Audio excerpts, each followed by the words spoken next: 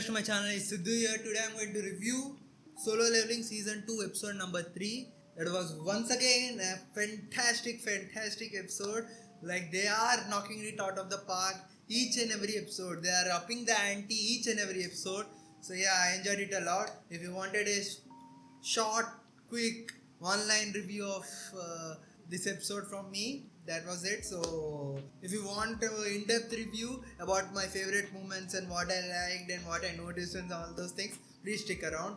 So yeah, this time let's go chronologically throughout the episode and basically discuss the things that I noticed and which I liked. So the first moment that I noticed which I liked was the episode starts with basically Sun Jin-woo showing his shadow power to his partner, his guild partner basically. I'm going to call him the guild partner. I don't remember his name as usual. But yeah, so he shows his shadow powers to his guild partner. But the thing I noticed was while the shadows were killing the demons in the dungeon at the start of the episode, they have their own personality. Each shadow has their own quirky personality, which was such an endearing and nice addition. Of course, you would have gathered from the title of the video itself, I call myself manga reader. It is partially true. I did read manhwa way into the story, so I have read the Jeju Island arc and again a lot of the story after it. And this was way 5 years ago, I think so, 5 or 4, around 5 to 4 years ago. So I am a manhwa reader, but because of it being so long ago, I have forgot most of it. So it is almost a clickbaity type of thing that I put it into the title. So I'm in the middle of a fresh anime watcher and a manhwa reader. Like I do know the major brushstrokes that happen in the anime, the major arcs, major results of the arcs, but I completely forgot how those things happen, the minute details and the mini arcs that happen within the arcs or everything. So it is kind of fresh to me. So yeah, it was endearing to me noticing the quirky personalities of the shadows. I do think so. It is also present in the manhwa also. Of course, they are just adapting it, but that was nice, which I noticed. The second moment, second fantastic moment was the return of the caveman. I used to call him the caveman when I first read it in the manhwa, like him returning out of the cave and basically scaring the shit out of those Americans and American soldiers, and him not being able to speak English. So he tries to speak English. So that was cool. And yeah, I distinctly remember, as I just said few moments ago, I almost forgot most of the things that I read in the manhwa. But this moment, him returning out of the cave and scaring the shit out of those American hunters or soldiers, that was nice. That was one of my favorite moments in the manhwa too. So yeah, it was nice to see that animated. And the next moment, which was sweet and wholesome moment, and the moment I'm talking about is the conversation between the guild partner and Sun Jin-woo, like as the guild partner. I'm going to call him, not guild partner is a little lengthy word. I'm going to call him the kid. So the conversation between the kid and Sun Jin-woo, like the kid saying he has a brother, but he wishes Sun Jin-woo was his older brother, and Sun Jin-woo saying, "Oh man, don't worry, I am your older brother from now on." And him like getting flustered and trying to please his older brother, like the kid trying to serve him more and everything, being drunk and everything. So that was a sweet, nice, wholesome moment among in between all those action scenes and gory scenes and everything. So yeah, I appreciated it. It was a good moment.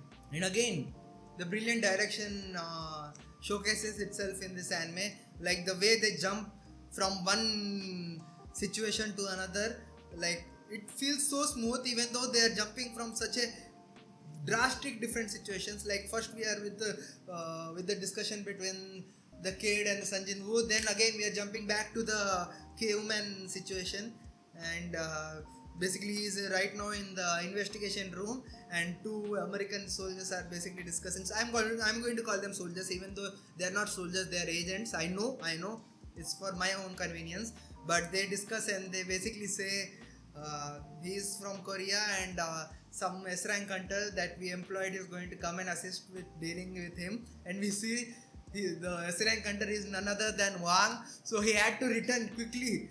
It was such a short trip to Korea or Japan. I don't remember which country we are actually in, because the manhwa it is Korean and the manhwa is Korean, but now we are speaking Japanese, so it's a funny funny fact. But anyway, so he's returning back. He had to return. So again, Sun Jin Woo is a little bit lucky. Like now, like the sequence of events are happening in such a way that it is favorable to Sun Jin Woo. I think so. Like Sun Jin Woo is, in my opinion, he's not as strong as an S rank hunter.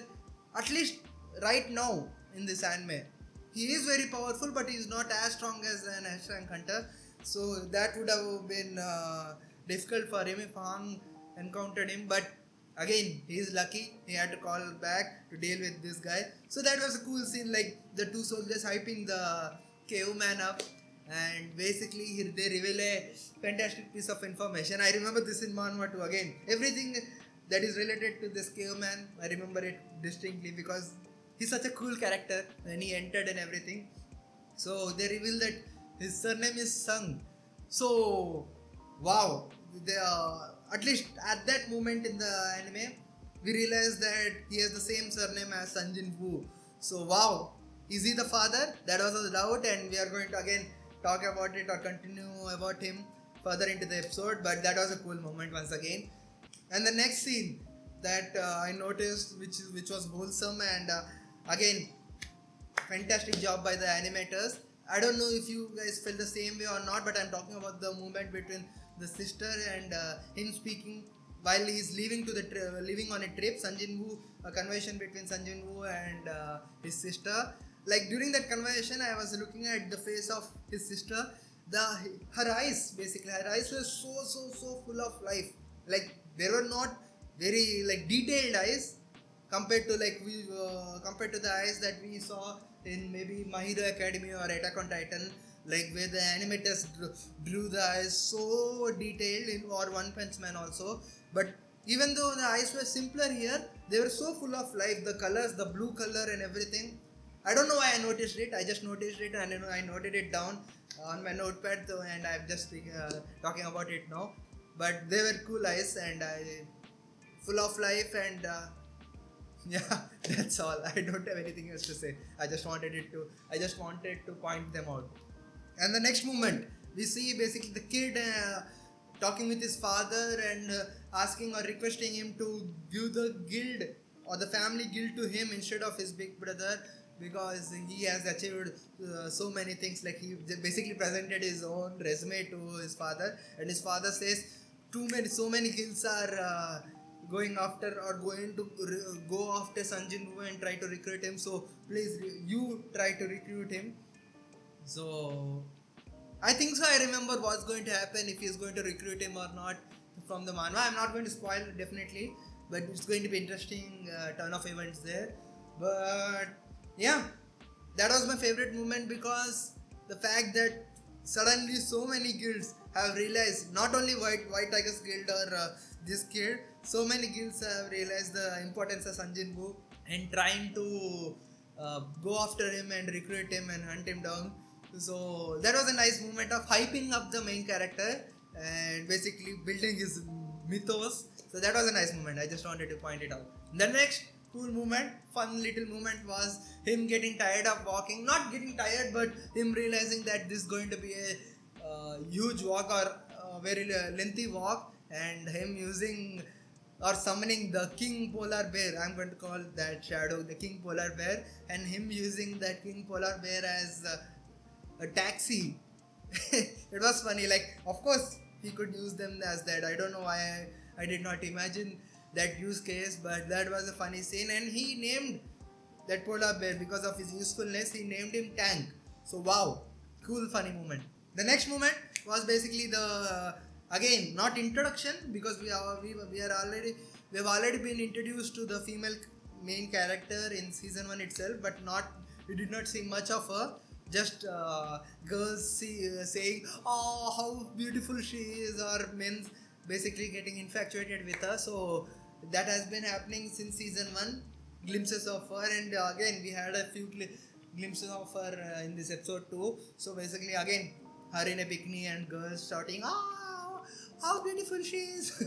So at least it did not end at that moment. They again went forward, and she basically we see a flashback of her asking her guild leader or guild master why we are not sharing the information of the winged beast, bodies of winged beasts that are found, why the information is confidential and not public and everything. So there we again get the glimpse of the Jeju Island arc that is going to come. I know I have been hyping Jeju Island arc a lot because again, as I said, I only remember few distinct things from Manhwa, and Jeju Island arc is one of them. It's going to be very, very, very hype, and I like these glimpses, and as I said, I like the direction because as you can see, I went through so many funny and memorable moments in this anime, and they have been all over the places. Like we are going from the caveman and conversation between Sanjin Woo and his colleagues, partner, sister, again a female main character, all those things, bear and all of them feel smooth. The pacing feels smooth, the sequence feels smooth. So I credit the direction, the screenplay and everything. Fantastic job. But yeah, we get another glimpse of Jeju Island. They are feeding us, like in the background these things are happening while the other things are happening in the forefront, like Sanjin Woo climbing the tower and the caveman and Wong interacting. So yeah, another nice moment. Well, speaking of pacing, again we pick up speed from this moment. Like basically get a montage of him climbing towers, climbing one floor after another, and basically leveling up very fast.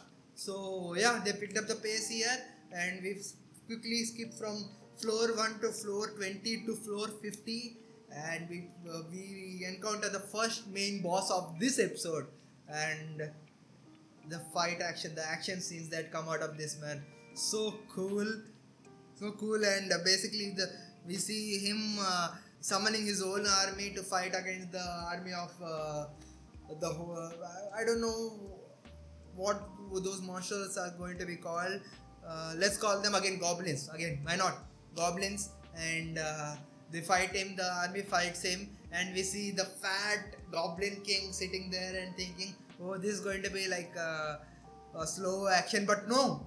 It's so the writing is so fun that this, even though he's such a fat and big character, a titan type of character, he moves so quickly and he's so nimble, and even Sanjin Woo points that out. How this guy is so nimble, he even doesn't understand. But the first point of contact is Sanjin Woo, like getting up in the air, getting angry because the king basically attacks his shadows. So Sanjin Woo gets emotional and attacks and basically punches him and expects him to get hit but not go that far after the hit. So Sanjin Woo basically says the line, did I put too many points into the strength? So him getting surprised by his own strength, that was again a nice moment, and hyping up of the character, hyping up of the main character, and that's what Solo Leveling is expert at. Hyping up the character, hyping up the main character, and basically making us feel like, yeah, come on Sanjin Woo, you can do it, you are the GOAT, and all those feelings that this anime makes us feel. So that was a cool line, that was a nice line, and again a nice moment. But the action that ensues after this, peak, like I can't believe they have been doing this continuously since last 3 episodes. They have not cut slack anywhere. I did mention few corners that they cut during the episode 1, which were nitpicks basically. Like during the conversation we see the backs of the character, that was my few nitpicks. But ignoring those, during the action scenes they have done such a great job. The red gate arc is completed, so yeah, fantastic movement. That's all what I can say. Like during the action scenes, you might be seeing those action scenes on the screen while I'm talking about it, but the way he tackles the whole king and uses his nimbleness against him, and the moment that I remember the most after watching the anime was him using a piece of thing as a shield, and the king basically attacking him continuously and hitting him, being him like him being such a big character, and seeing him attack Sanjin Woo such so smoothly in such a nimble way. I don't know, I don't have the vocabulary to explain his weird actions, but that was a cool scene, and basically the animation, it was smooth, the colors were crisp and everything. It was nice. What can I say? They have been doing this again and again and again and again, and this season in the animation category at the very least is way better than season 1 from what I can remember. So great job again, studio, fantastic job. I hope so animators are going home, but yeah, fantastic job. The whole action sequence, him cutting the king from attacking from the building, like coming from above, Sanjin Woo coming from above and attacking the king and slicing his shoulder, the whole sequence, man, chef's kiss, that's all.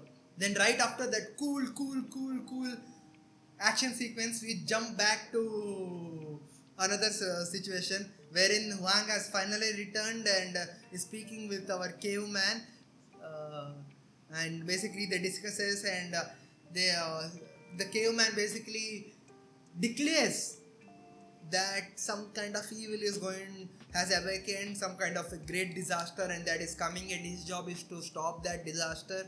And he basically like hypes up the storyline that is going forward. So that was a nice piece of information. So mystery thickens. What is this great evil, and what did he realize? Where was he still now, and what did he see? What did he witness? And all those things. While this mystery is happening, Hwang basically reveals, or basically the conversation between Hwang and the caveman. I'm not going to call him caveman, but Mr. Sung, and Hwang, from the conversation we find out that Sanjin Woo is the son of the caveman, Mr. Sung. So the caveman or the Mr. Sung is no one but the father of Sanjin Woo. So we finally get the confirmation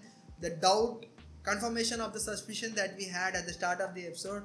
So wow, his father returned, and that's where he was. Of course, we had doubts like his mother is sick, what happened to his father? They never talked about him in season 1, at least from what I can remember. He never spoke about his father or anything, just that he died during, maybe he said that he died during his father was a hunter, his father died during a raid or something. We don't know, I don't remember, but at least we know that his father is back. Wow. And he is in America right now. How is he going to return to Korea? And if he is going to return to Korea, what's going to happen when he returns to Korea? And how will Sanjin Woo react? Man, this is what exciting writing feels like. So wow, we have so many things to look forward to. So yeah, that was a nice job of setting up future arcs, future story, and all those things. But yeah, right at the end of the conversation, when Hwang realizes that this Sanjin Woo is the father, the man sitting in front of him is the father of Sanjin Woo. He basically makes him angry and says Sanjin Woo is already dead because I am going to kill him. He basically says that indirectly, and they both start glowing out, start powering up, and the scene ends there. Such a nice cliffhanger. I thought cliffhanger because I thought the episode is going to end there and we are not going to explore much of it, but we do. So let's talk about it in the video. But the scene cuts there and continues, and again we jump back to Sanjin Woo in the towers, and he is basically decimating all the demons in the tower one after another, overpowering them. And we see great shot of Igris basically leading the army, him being the knight and leading the army. It was such a cool moment, cool scene, basically cool shot. And I thought, okay, this is the coolest shot in the anime, but no, right after that we see another amazing cool shot with Sanjin Woo basically saying, what, this is such a one-sided fight, and him standing on the cross with the moon as his background. Wow. One after another, like this anime makes me feel stomach full. Yeah, that's the word I wanted to say. The anime is so tasty, like it gives us cool scenes one after another. What else can I ask more? Thank you, studio. But yeah, it was a funny scene, like him realizing how weak the bosses have been, like how strong he has become since the beginning, and him finishing off the skull guy and not even letting him stand up. So yeah, that was cool. He has definitely grown very, very, very strong. At the start of the tunnel, he was like when he encountered Cerberus in season one. He was so weak. That was such a close battle. He was almost about to die. It was such an exciting battle. I do remember it. But now he has become so powerful. I think so. He has grown many levels since he has entered right now into the tower. So wow, maybe he reached S rank after this tower, after this episode. I don't know. Maybe we'll see. I know we'll see in the next episode. Hopefully that's not a spoiler for you guys. But yeah, that was such a great scene. But yeah, after giving that cool scene, we jump back to my favorite moment in this anime. I thought, okay, this was my favorite moment. This was my favorite moment. The favorite moment was changing again and again and again. But we jump back and we again continue with the investigation where we left off, and we see that there has been a great destruction and buildings are on fire, and basically the two soldiers, US soldiers, I know again they are not soldiers. Please don't comment down below saying they are not soldiers, they are agents. But yeah, hunter agents. Them speaking that both S rank hunters have started fighting, and this is what happens when S rank hunters start fighting. The whole surrounding gets destroyed, and as I stated in the previous episode 2, S rank hunters fighting and the whole surrounding getting destroyed is reminds me of the same thing that happens in Dragon Ball Super when two god of deaths fight and the whole surrounding starts getting destroyed. So the same thing happened here, and with that one line we get the fact that Sanjin Woo's father is also S rank, and he's not only S rank, he is so powerful that shockingly Wong is defeated. He is beaten to a pulp. He is defeated, and that too within a fraction. Which soldiers basically describe that he was defeated within a fraction. So wow, what a hype up scene. So not only Sanjin Woo, his father is also very powerful. Might be more powerful than Sanjin Woo at this moment. Wow. So it runs in the blood, huh? It's not coincident that Sanjin Woo is the one who is being able to level up. Maybe his father has the same power set. Maybe his father can also level up the same way. I don't know. I truly don't know. I don't think so. I remember that much from the anime, from the manhwa. So that's going to be new for me too. The more this anime explores. But yeah, very cool moment, and it basically sets up the power scale. So right now his father is the strongest person, way above any other S rank, and we have S ranks and we have Sanjin Woo. Maybe he's inching closer to S rank, but that's where he is. So that was a cool moment. Again, what a fantastic moment. So Hong is defeated. He is most probably still alive. He's not dead, but maybe he'll come back for revenge. I don't know what's going to happen with him, but that's again interesting, something to look forward to. So many things to look forward to.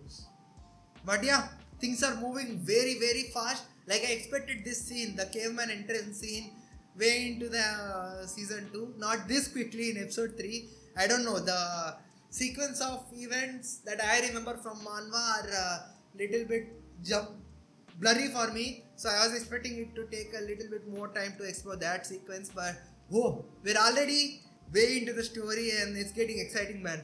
The anime is picking up pace and the things are moving so quickly, and that's what makes this exciting. There is no dull moment at any moment in this, at least in the last 3 episodes including this. So yeah, fun season. I hope you guys enjoyed this episode as much as I did, and I hope you guys enjoyed my review of this. And if you did, please like, share, subscribe, and push the notification bell so that you get notified when the reaction videos drop. And also do comment below in the comment section your thoughts on this episode and your thoughts on my review, and if I have missed something or if you have noticed some additional thing that you want me to notice, and please share them. That would be nice. So for me too, I enjoy all those small things that I have missed and which some other people have picked it up. And hopefully no spoilers. Please keep it spoiler free in the comment section, but please discuss in the comment section not only about, you're not restricted to only this anime. You can speak about any other anime that you like, that you remembered that you got reminded of from this episode that you want to recommend to me. Maybe I watched it. Let's discuss. Let's interact in the comment section. Interact with this video. That would be the greatest help you guys can do for me. It's free to do, and it will help push this channel to other people too, because the algorithm will understand that you guys engaging with this video basically. So yeah, please guys, please do it. It's free to do, so I hope you guys do it. But yeah, with that being said, I also want to thank all those who have always been doing that, who have always been here supporting me since the beginning, supporting me by liking, sharing, subscribing, and most importantly coming back to the videos each and every week. Thank you guys, thank you so much. Thank you guys for watching, and I'll meet you guys in the next video.